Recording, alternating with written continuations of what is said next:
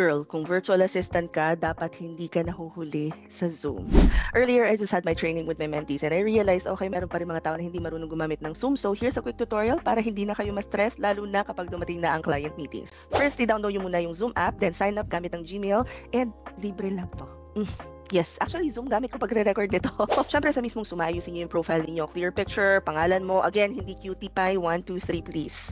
Now, pwede ka mag-schedule ng meetings with clients or click the link lang kung may invite ka na. Guys, kapag may meeting kayo, make sure na nandun na kayo mga 10-15 minutes before the meeting to be able to test the audio and the camera kasi walang kliyente na may patience kapag nalilate tayo. Now, in terms of meeting etiquette, stay muted unless tawagin kayo or kapag hindi kayo nagsasalita, mag-mute na lang kayo para maiwasan yung maririnig yung background ninyo. Look at the cam, hindi sa mukha nyo sa baba, para mas engaging tingnan. And in case that you decide that you want to record the meeting, make sure you ask for the client's permission first. I've seen a lot of VAs sharing yung picture or itsura ng client nila. Make sure that you actually have permission to share that. Also, if you want to record the meeting, sometimes you have to ask for the permission of kung sino man yung nag-setup ng meeting para hindi kayo nalilito sa notes. That would be really helpful. But again, you have to ask for permission first. And ready ka na for your first client call? If you guys are interested, we have a free general virtual assistance training para client. Ready ka na? It's right at bloggymarygroup.com. Libre to, hindi nyo na kailangan mag-sign up. You can access it freely anytime. Now, my question is, are there